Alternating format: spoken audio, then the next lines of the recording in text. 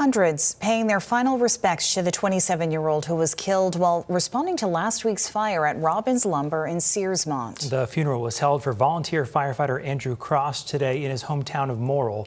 Here's News Center Maine's Aku DeVal. Hundreds of mourners gathering outside Veracity Chapel in Morrill Friday afternoon to honor the life of firefighter Andrew Cross.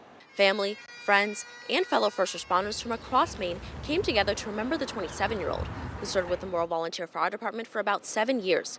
Cross was killed while responding to last week's massive explosion at Robbins Lumber in Searsmont, injuring 12 other firefighters and workers. Friends say Cross worked overnight shifts at Bath Ironworks and spent his off hours serving as a volunteer firefighter in his community. Belfast Assistant EMS Fire Chief Colby Robbins says Friday's service shows just how deeply Cross's loss is being felt across Maine's firefighting community as they honor one of their own. It crumbles the community, whether it be physically, mentally. Most of the fire departments around this area are volunteer. They have other jobs, they have families, of course. They're doing this because they want to do it, they want to help people. So it just shows that we're here to support anybody, and obviously, and this is a tragic event, but we're here regardless of what's going on. Governor Janet Mills also ordering flags to be flown at half-staff across Maine Friday in Cross's honor. In Morrill, Aku DeVal, News Center Maine. Andrew Cross's obituary says he will be remembered for his bravery, selflessness, and dedication to helping others.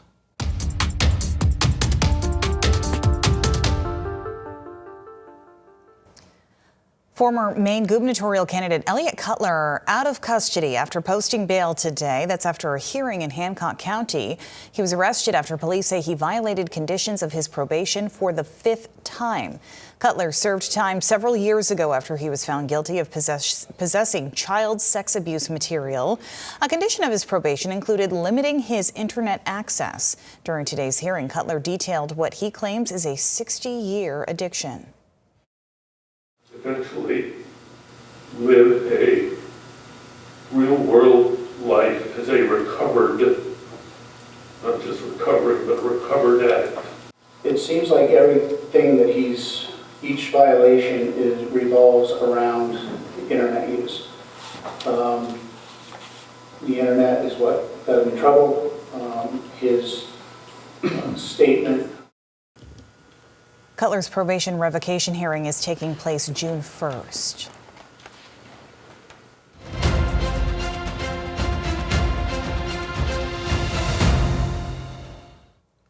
Today, supporters and opponents of a proposed referendum on Maine transgender athletes sharing their reactions. As we first told you yesterday, the measure may not make Maine's November ballot.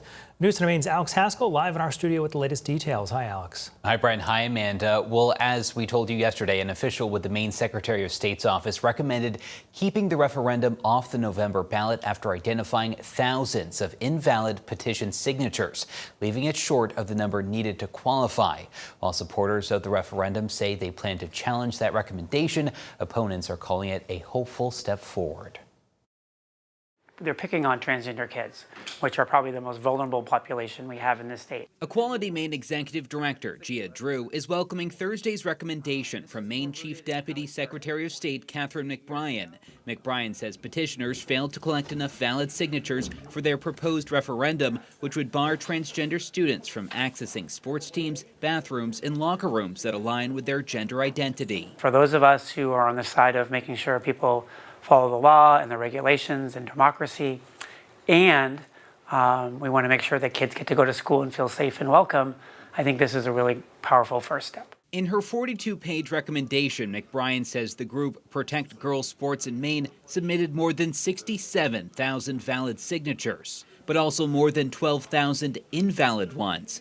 According to the recommendation, that leaves the campaign 532 signatures short of the total needed to qualify for the ballot.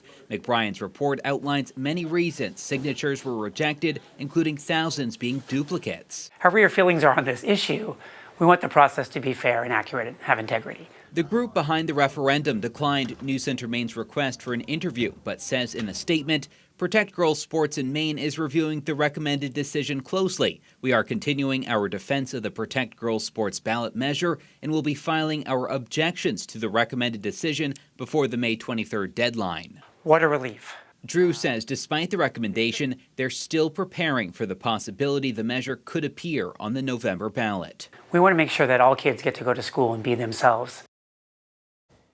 So the final decision now rests with Maine Secretary of State Shenna Bellows, who is expected to determine next Tuesday whether the referendum will appear on Maine's November ballot. News Center Maine did interview Bellows yesterday. She was not willing to comment on this. Amanda and Brian. Alex Haskell live in our studio with the update today. Alex, thank you.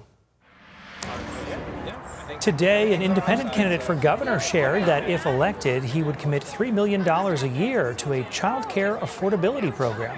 Rick Bennett says the care children receive and the compensation for caregivers are both in need of major reforms. Bennett says the state system is split between too many agencies, and within his first 90 days, he hopes to plot a course to streamline those. On top of that, Bennett says he wants to support employers creating their own child care programs. When families can afford to stay, employers can hire. When young Mainers see a path to building a life here, they do. When parents can work because they have reliable care for their kids, our economy grows. That's the future I believe in. That's the future we will build together. Let's get to work. Bennett is not the first candidate to release a vision for child care affordability. All 5 Democrats on the June primary ballot have shared their own ideas, as well as Republican Ben Midgley.